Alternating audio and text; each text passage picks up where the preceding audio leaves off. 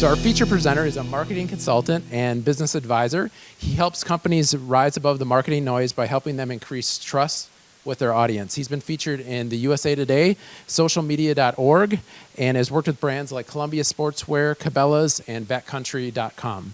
So one thing you might not know about our presenter is that he's been a beekeeper for 5 years, and he has working hives in his backyard. And I believe he's got some samples up here as well. So today he's going to share how to develop an influencer marketing program that can help amplify your message to grow your business. Without further ado, give a warm Business Accelerator welcome to Adam Buchanan.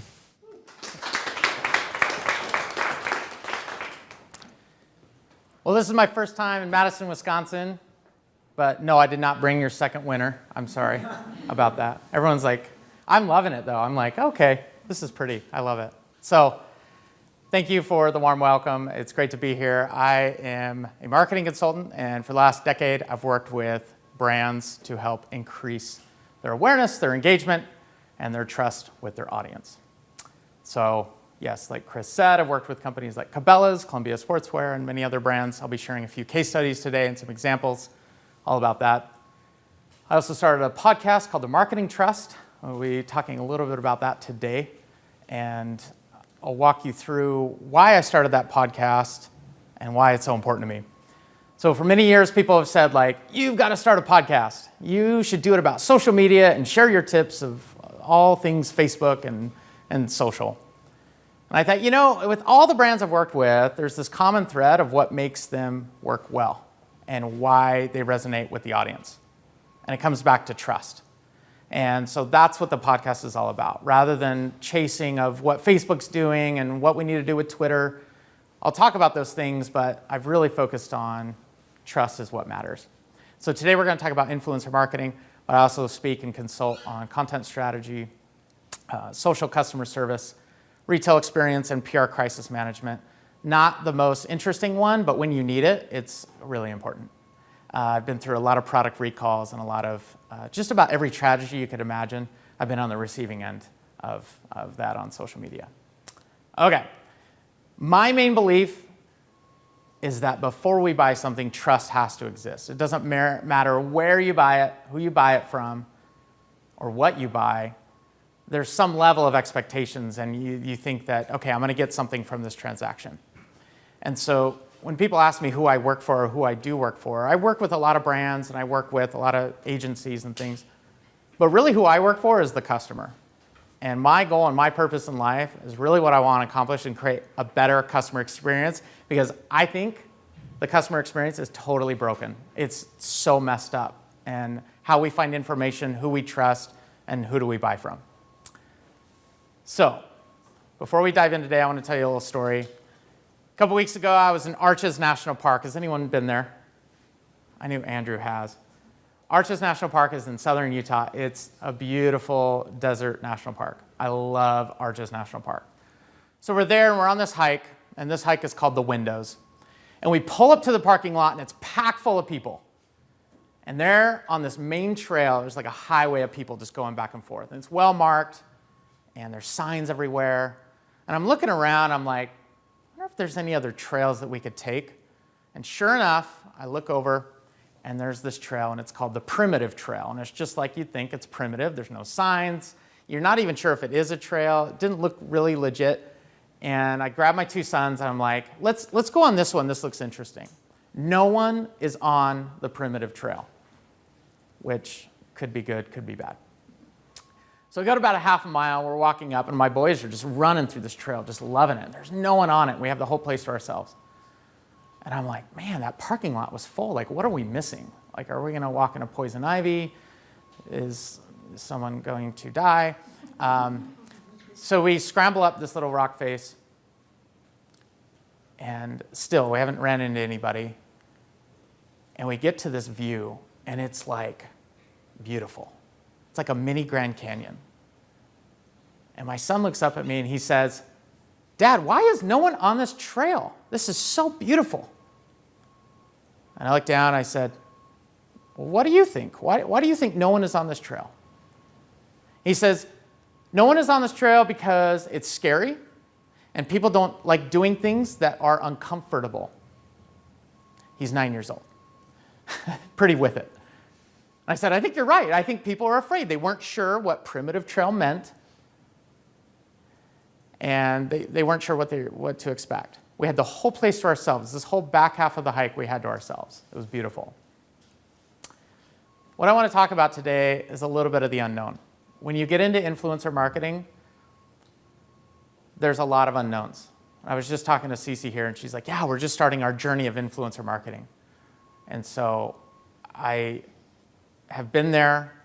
I've seen the failures. I've seen the successes. But I can tell you that the things that you do that are outside your comfort zone, which I'm going to be sharing with you today, a lot of things that are scary, a lot of things that are a little make you uneasy.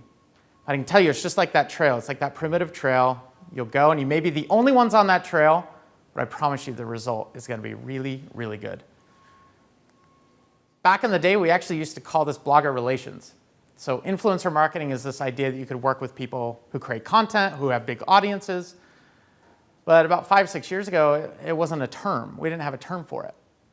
And really what happened is an executive would walk into your office and say, hey, can you go get people on the internet to say nice things about us? That'd be great. And so we started these programs, and really back then, and where social media came from, is blogging and sharing information and creating these little communities. And the other history of influencer marketing, why it's gotten so big in the last few years, is Instagram and Snapchat came out, got really big, got all these audience members, people using it, high engagement, and out the gate, did they offer advertising? Does anyone remember? No. And it drove brands crazy. You want to make a marketing team mad? Don't allow them to reach people on a social channel. That's very, very popular. And so what they do, they found people who had high followings, celebrities, content creators, bloggers. They're like, well, we can't run ads. Let's just work with them. They have their audience that we want. And so that's why influencer marketing has gotten so big in the last few years. Unfortunately, as that's happened, there's been a lot of mistakes that have been made. And so we're going to talk a little bit about that today. Another challenge that consumers face, and why I think the consumer experience is broken, is consumers have a lot more technology and power than they've ever had before. So you can now install ad blocking software. You can add a device to your Wi-Fi modem at home, and you can block ads. And so ad blocking is up 30%, covers about 600 million devices, which is about a loss of tens of billions of dollars in ad spend. Marketer spends dollars to reach people who are not seeing their content. So that's a bit of a challenge that we face. So people lean towards influencer marketing as a solution. The other thing I believe is that there's so many choices out there, and yet people don't know who to trust. They don't know where they can get really good, trusted recommendations. So when you go on Amazon, type in mountain bike, it's like, all right, I'm going to buy a mountain bike. You have 30,000 options. Dan's like shaking his head. He's worked with Trek here locally. He knows. So what do? We start adding filters. Okay, I want top rated. I want it in this price range. I want it here in 37 minutes. So we filter it down. So we get down, we're like, this one's cool. It's orange. Start looking at photos, read the description, check out the bells and whistles. It'll be here in 37 minutes. And then what do we do next? What's the next place we go? We read the reviews, because that is where we get our trusted information, right? I don't believe we do. Because when someone writes a 5-star review and all they say is one word and it's awesome, that tells me nothing. And the problem with reviews is that word review has saturated and been watered down so much over the last few years. We used to think reviews were recommendations. And initially, and sometimes they are, this isn't always the case, but this is a problem. So me as a consumer, I don't know who to trust, and I don't know what awesome means. The other issue we have, and I don't know if you've seen this on Amazon, but people write reviews more about the cardboard that it was shipped in than the actual product. It's like, my vacuum came in a cardboard box. The cardboard was in really good condition. On a scale from 1 to 10, it was like a 9.5. And I liked how they packed it in there. The packing materials was really well done. I plugged in the vacuum once. I think it works. But back to the car. It's like, what are you talking about? This helps no one. And that's the problem that consumers are facing. What we also know is that consumers trust their friends and family way more than they trust an ad. This is just a fact now. This has been going on for many, many years. And so one thing that's attractive for brands is let's work with influencers because they have higher trust. Well, in a lot of cases they do, but I want to show you a few things today of really how to determine what influencers to work with. Has anyone ever shopped around for a new cell phone carrier? Like your contract ends and you're like, finally, I'm done with the pink one or the red one or the yellow one, whatever. And then what do? You go on Facebook, or if you've seen this before, and you say, hey, I just got on my contract. Which cell phone carrier should I go with next? The reason why we do that is because we want to hear from our friends and family of what we can trust and what experiences they have. And that's what we do. We see the advertisements all day long. That's not a problem. The cell phone carriers do a great job advertising. But when we really get down to that point of, okay, I'm going to sign my life away for another 2 years, who am I going to go with? And we always check with friends and family first. And they come back and they share that experience, and we're like, great, I'm going to avoid Sprint. But then in 2 years, we go with Sprint anyway because something changes. Before we dive in here, I want to define what these 3 types of influencers are because I think that's really important, and a lot of times people get hung up. Because brands will come and say, or I'll work with teams, and they're like, yeah, we want to work with influencers. By definition, we are all influencers. I mean, I was just sitting here talking to a few folks, and they're like, oh, you're in Madison, it's your first time. You got to eat here. You got to visit this. You're influencing me. I don't care if you're on Instagram. I don't care how many followers you have. That does not matter. We're all influencers. And so we have to be careful with that term, and we have to educate people that we're working with. Let's back up to advocates. So advocates is really important. It's one that I really like to focus on. You're going to hear me say that word a lot today. Advocates are people who already like you, they've already bought from you, and they already believe in you. And they're talking about you whether you know about it or not. Advocates are awesome, and we're going to talk a lot about that today. Ambassadors, you have more of a formal relationship with. These are people you may have some duties outlined, you may have some gives and gets. It's a little bit more formal. A lot of brands like Microsoft, when they released the Xbox and the Kinect and all that, they went into colleges and they released an ambassador program. And they gave stipends to students and they ran these programs and got excitement around that. So that's an ambassador. It's a little bit more formal. There's generally contracts in place. And then influencers. A lot of people think quickly, oh, they have high followings, they're great content creators. And we're going to talk about that today as well and kind of how that shakes out. Okay, so today I'm going to reveal to you the marketing trust framework of how we should be building our influencer marketing programs. So the 3 main tenets for this is proximity, honesty, and expertise. These are the 3 things that we're going to talk about today of what you need to build a successful program. Now, y'all heard that I'm a beekeeper, and I got my honey here. Definitely grab some. It's great. Just straight or throw it in your tea, whatever. Everyone's like shaking their heads, loving the honey. Cool. So proximity, just real quick, this is about having a close connection with people. And that's what social media has done for us. It's created this way to break down barriers between brand and consumer to engage back and forth. Honesty is being transparent about the product we're producing, the stories we're telling. And then expertise is people who have passion and experience around a product and can actually speak to the product. Okay, so these are 3 main pillars that we're going to talk about today. So first off, when we talk about proximity, I want to talk about honeycomb for a second. The reason why bees use a hexagon, and scientists have studied this for many years, they don't use circles, they don't use squares, they use hexagons. And the reason for that, it is the strongest structure for bees to store their honey, their eggs, and their pollen in. A beehive of 70,000 bees can hold up to about 100 pounds of honey in their hive in a season. And so they use hexagons, and that is what they use. They don't use anything else. And so when I think proximity, I want you to think of, okay, that's like a honeycomb. It's strong, it's tight. And bees, there'll be 70,000 bees in a box about this size. And that's how many bees are in there. So this is like tight quarters. And so they're very efficient with their space. They're very thoughtful of that. So when we think proximity, it's all about having a close connection with others. We have to remember, too, that social media was social first. When you first got on social media, you got on there because you had shared interests with other people.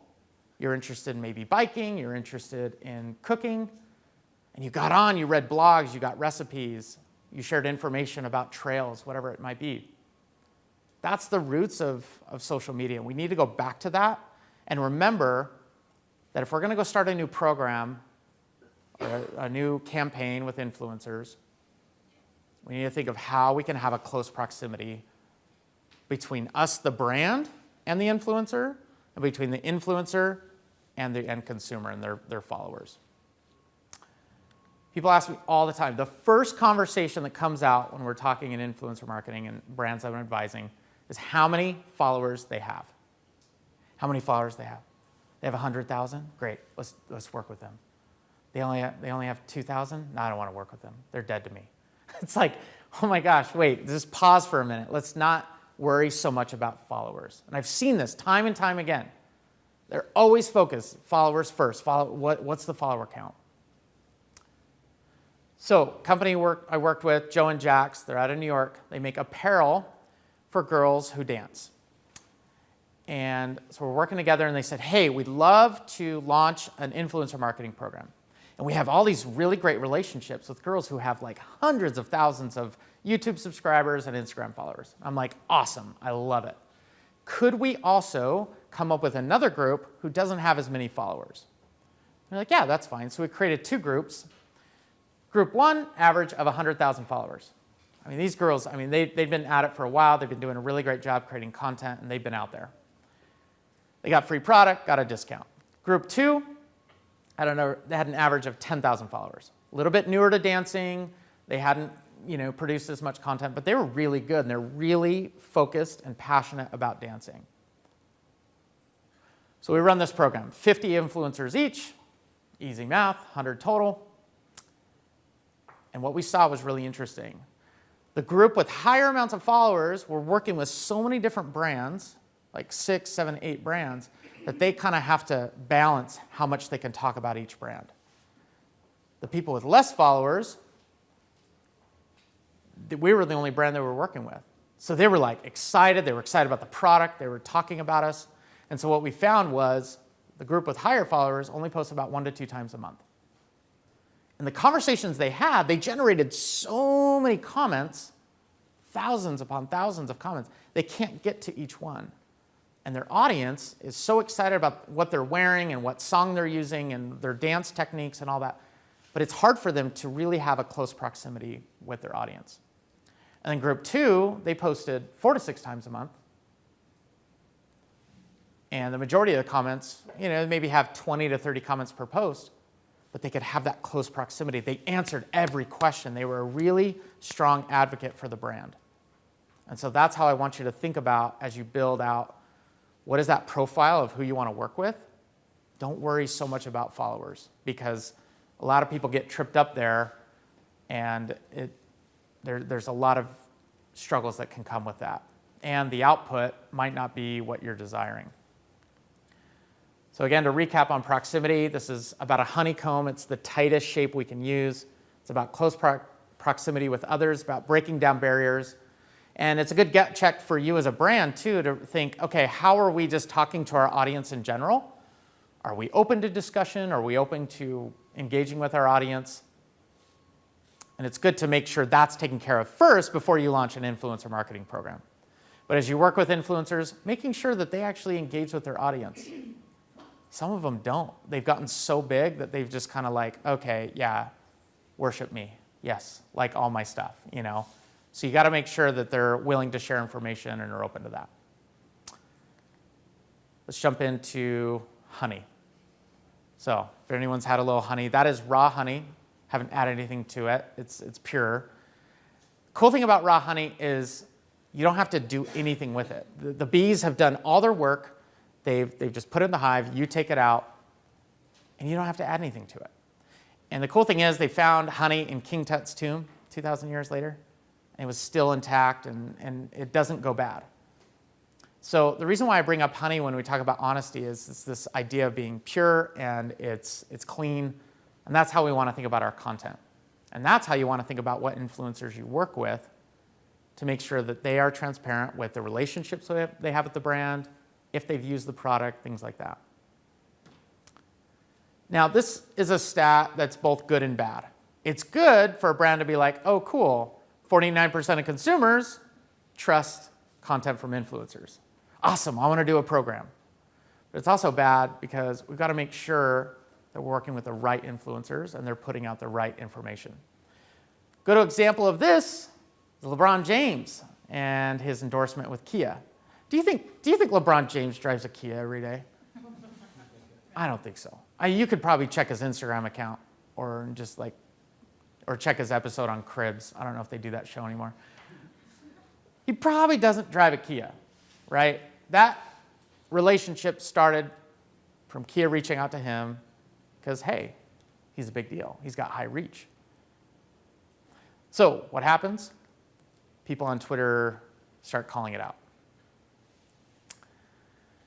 And it's not like they're mad, but they're not thinking this is legit, right? And then my personal favorite, LeBron drives a Kia like I fly a spaceship.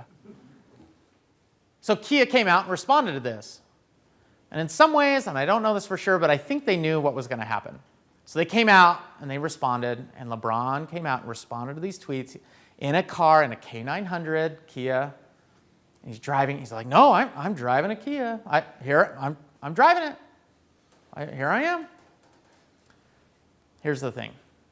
There's so many active Kia advocates out there, and there's a lot of active advocates for your brand that you don't need to go out and chase people with big followings and do big contracts and paid relationships.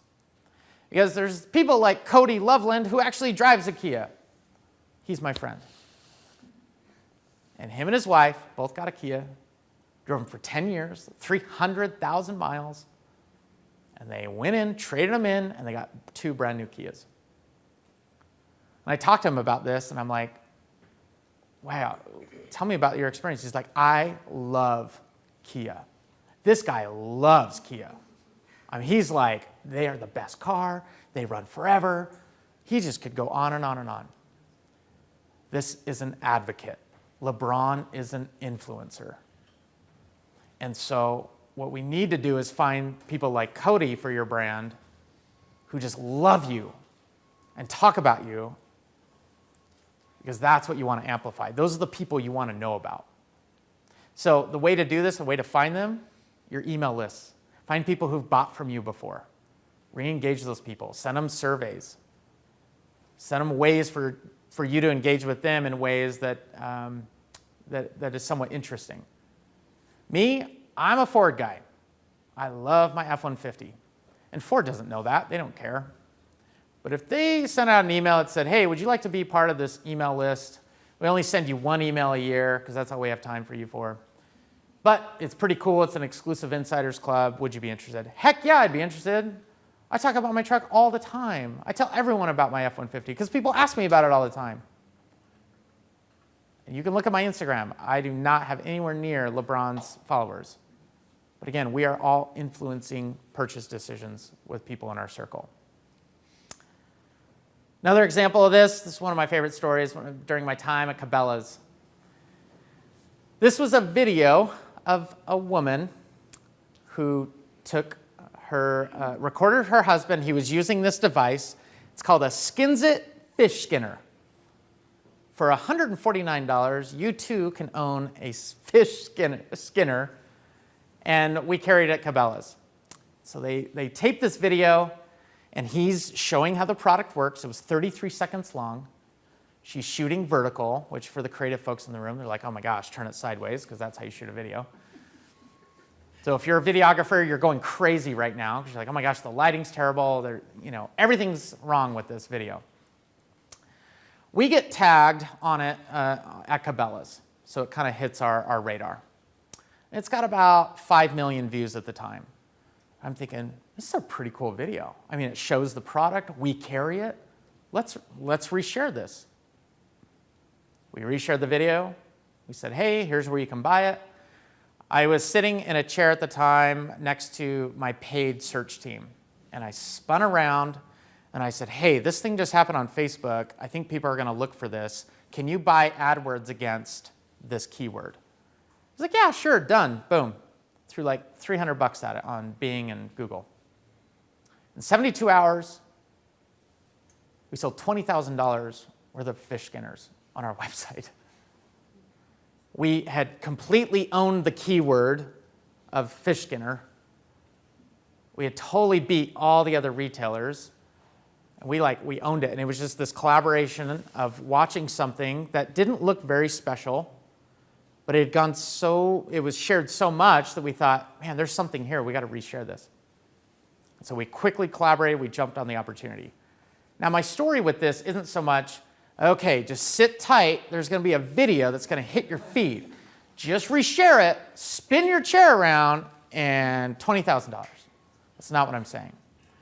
What I am saying is this content worked because it was raw, it was honest. It's like honey. There was nothing added to this. There was no post-production. It was just a consumer saying, hey, I like fishing. You might like this product. Whatever, nothing's in it for me. He's already bought the product. It's also easier to trust than a talking head. Now, talking head content isn't bad, but it's good to mix in with things like this, where it's just someone demonstrating a product. So when you work with influencers, try to look through their content, see if they're sharing real experiences with the product. And it saddens me so much when I see people, influencers, that are talking about products that they haven't used before. It happens all the time. And it's not so much the influencer's fault, it's the brand's fault. Because brands will put all this pressure and they'll pay people and they'll say, hey, we're going to market on this, we're doing this big campaign, we need your help, we need you to amplify this. And influencers don't like being told what to do. They're content creators. These are people who you give a blank canvas to and they just create, they do a really good job. And so when you're just working with influencers to amplify your message, it generally doesn't work.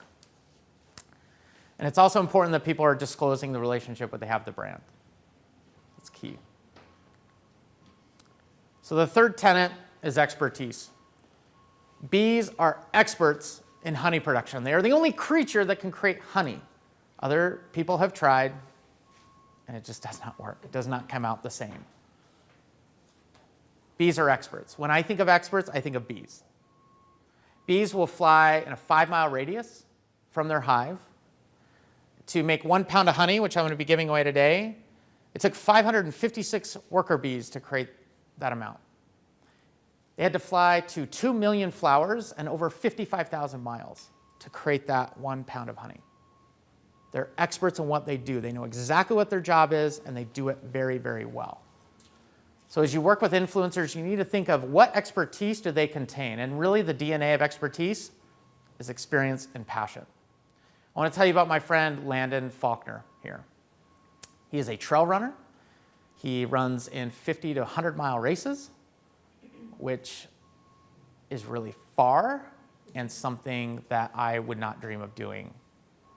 And I really look up to him because he knows who he is, and he's very good at what he does. And people look at him as an expert in running, hiking, camping, and all those different categories. Landon has about 3,300 followers on Instagram. Unfortunately, I think a lot of brands kind of overlook that. And they get too honed in on, oh, well, he doesn't have 5,000. He doesn't have 10,000. Landon, though, in that circle of 3,300 people ask him questions, he answers, he uses product, he puts it through serious testing. Landon is an expert. You need to find people in your space who, don't worry about how many followers they have, but worry about how much expertise they contain. And you can find that through the comments and people asking questions and what content they're sharing. So at Columbia Sportswear, we launched this program. It's called Omni 10. And the idea here was that we would have 10 people. Oh, this is me, by the way, in the flannel before I was wearing red glasses. Just have to throw that out there. Columbia Sportswear, and we wanted to work with bloggers. We wanted to work with people in the outdoor space. And so when I was talking about the primitive trail and what's kind of scary, this is probably the scariest thing I'm going to share with you today. It was early in influencer marketing. It wasn't even a thing. And we decided to build this program in a very unique way. So we told them in the invite, it was a one-page invite, and all we said was, hey, you seem really interesting. You're doing really great content. We'd love to learn more about you and develop a relationship with. We want to invite you to this program. It's called Omni 10. Omni is the word that they use for all their products. They have over 350 patents. I know, you're surprised. Columbia Sportswear, yes, 350 patents. And they put Omni in front of all their technology. And then 10 was for 10 people. So we invited them to this program, and we said, to be part of this program, you can say anything about our product at all. Love it, hate it, or say nothing at all. That was our motto. When I tell that to brands, it freaks them out. They're like, wait, what? They can say anything? Oh, I don't know how I feel about this. I'm telling you, if you take one thing away today, that is the one thing. When you work with influencers, give them the blank canvas and just say, go. We're going to be here, over here, doing our thing. We're going to send you things. We're going to try to make this a special experience. But you say anything about our product. The other thing we said is the product's yours to keep. At this time, it was a really weird time in the outdoor industry. A lot of companies were sending product to people, and they're saying, hey, here's some hiking boots. If you want to keep them, you have to post 4 tweets a month and 2 Instagram posts. Oh, and we need 1 blog post a month as well. And if you don't deliver on that, you have to send us the boots back, or you have to pay for them. Yeah, that didn't go over well. And we had built such a good program with the Columbia Omni 10 team that they would tell us all the pitches they were getting from the other brands because we had built such strong trust with them. They're like, oh my gosh, you wouldn't believe what I just got the other day. And so we were just constantly constructing our program from all the feedback we were getting. The other thing we did that I really stand by and I really have seen a lot of success with is we had a time frame. And it's not a time frame of, okay, after 6 months, we never want to speak to you again. It was a time frame of, here's what we're going to do for 6 months. We took them on cool trips. We sent them product. We did all sorts of things. So that was the time frame. After that, we still had a strong relationship with them, and they still have a strong relationship with them to this day, which is about 6 years after the program. And the reason why I share this story is some people are like, oh, that's a really dated program, Adam. I'm like, well, think about that. This was an unpaid relationship. We did not pay these people. This is how we built it, and 5 to 6 years later, they're still talking about us. That, my friends, is trust. And that is unlocking those powers of advocacy. This was one of the experiences we took them on. We actually built custom skis, if there's any skiers out there. We built custom skis by the weight and height and skierability of each of the bloggers. And so we worked with this company and we branded them. It was this really cool project. And those are the kind of things we did. And they just lost their minds. I mean, that's about their reaction right there with their mouths wide open. Which, by the way, those 2 guys, the 2 twins there, that's Caleb and Chris Faro. They do any GoPro commercial you've ever seen, they're the ones that are running camera. That's what those guys do for a living. Yeah. Don't follow them on Instagram. You'll be like, okay, I need to move to Hawaii. Awesome guys. I mean, they're in X Games. They're doing everything. They're just phenomenal individuals. So the other thing with Omni 10 is we branded it. We had a hashtag. You don't have to have a hashtag. A lot of people are like, what's our hashtag going to be? You don't have to have a hashtag. And the reason why I say that is just worry about building a relationship and worry about building that community later. That'll kind of organically happen. And that's what happened with this group. We took them to these cool places. We took them to Jordan. We've taken them to Sedona, Park City skiing.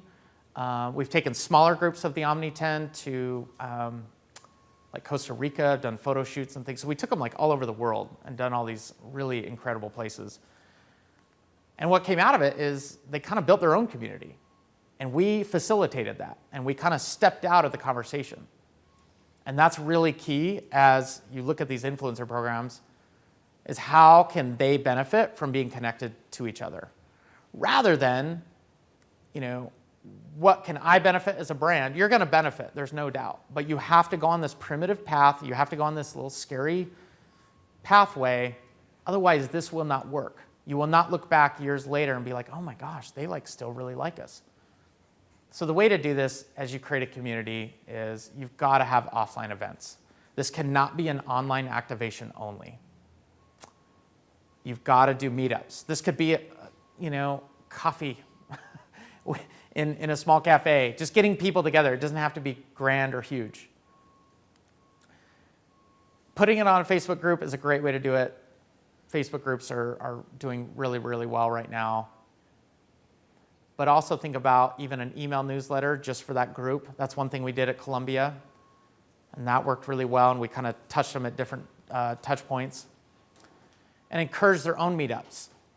So we actually we didn't mean to, but we orchestrated a marriage with this group. 2 people got married from being part of the Omni 10. And it was like this big deal, and they invited Columbia, and they invited this whole people, and it was just funny how this community and this kind of family had grown, and it was because we started off that relationship with, and people have told me about this later in this group, because you told us we could say anything about your brand, your product, I just loved you instantly. And they were being pitched constantly.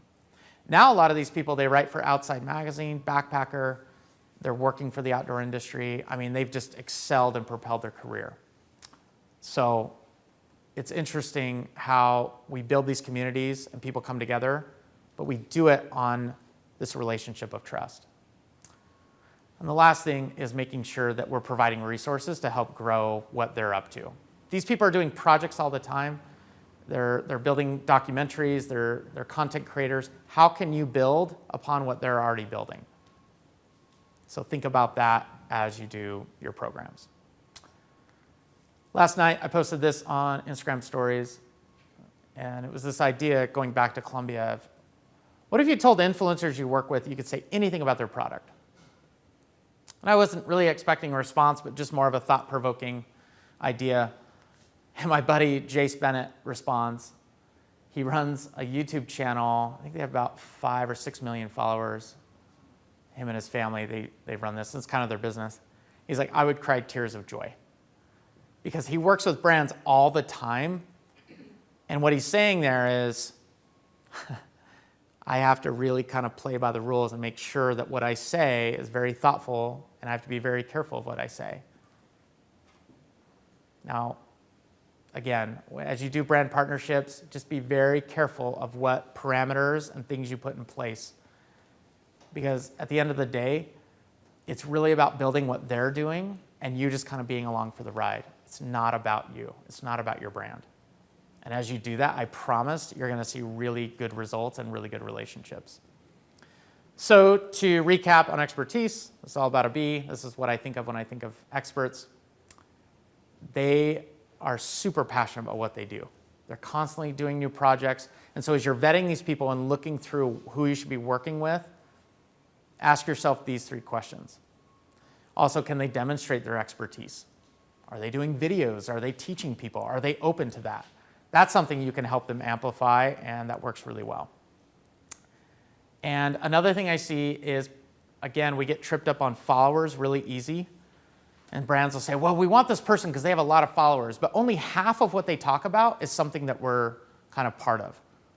So be aware of that. If someone's kind of all over the place and touching on different topics, I would rather work with a Landon Faulkner, who's a trail runner, and I am a trail running company, and that's all he talks about, versus someone who's like talking about various topics.